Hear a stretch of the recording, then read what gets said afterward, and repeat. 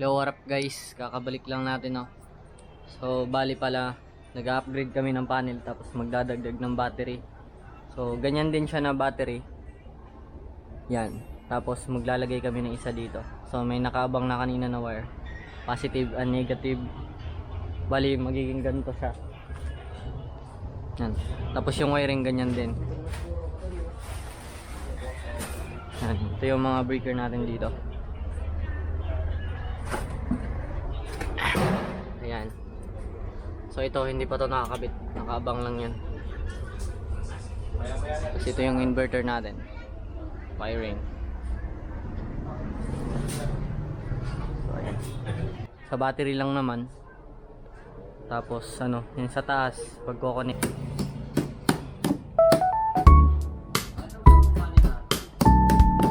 Matagal na yan nakita.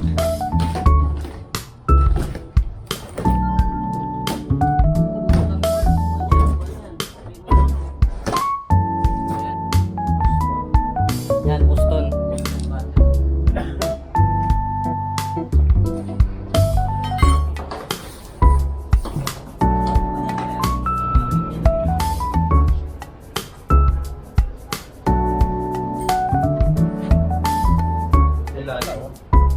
Ha?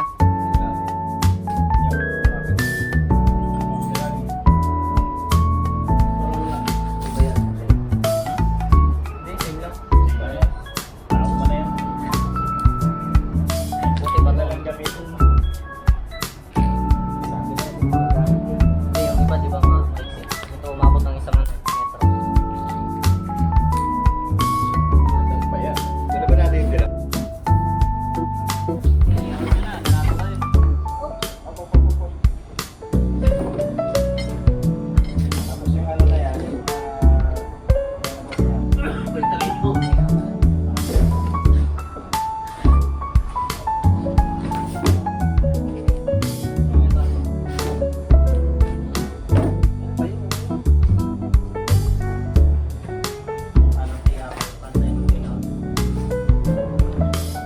Pag pantay ang itlog, pantay ang layout. 6 na yun, binilang na kanina. Ayun guys, nilayout na ng kasama natin. 6 ba yung ginabit? Parang 4 lang. 4 lang yung ginabit ko dun. 4 lang? 4 lang kayo, Chog. So guys, nakikita nyo ba? Oo na yan. Nakikita nyo ba? Yung ano Jess, yung pala, yung ginawa natin. Balik mo ano ba? Ha? Balik mo ano yung maliit at malaki. Magpipigilado eh. Ano yata meron? Okay, mag-wiring lang kami yun. Subit lang yun. So guys, wala kami pasok bukas.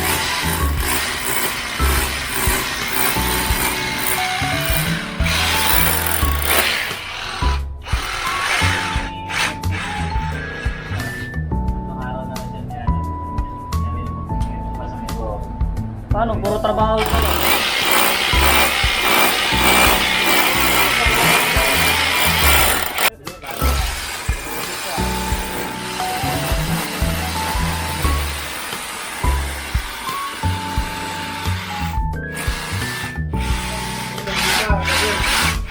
Pwede ba kayo ma-interview, sir?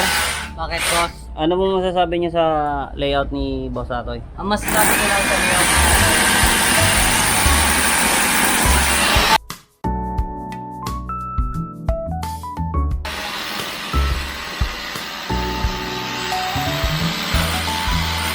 Hindi talaga ni Boss Ace.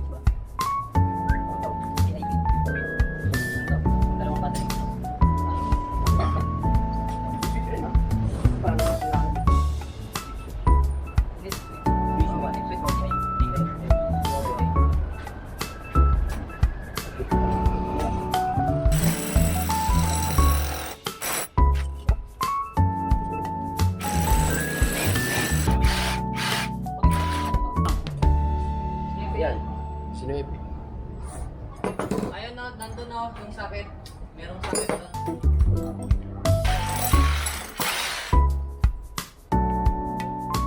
Natin tropa ngayon ay nag-drill ng ano Luwagan mo na lang to. para sa Dynabolt. So bali 4 lang ilagay natin dyan.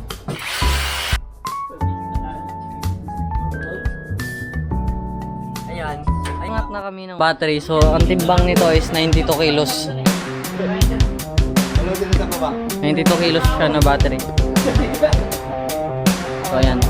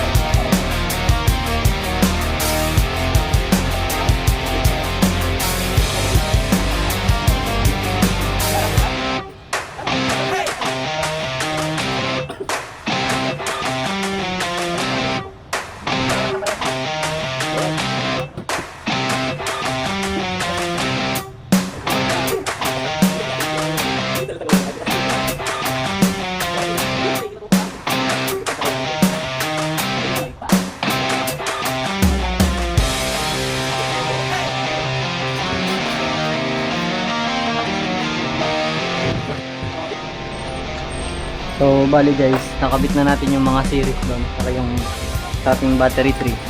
So, ang gagawin natin ngayon is i-connect to, itatap to dito sa taas.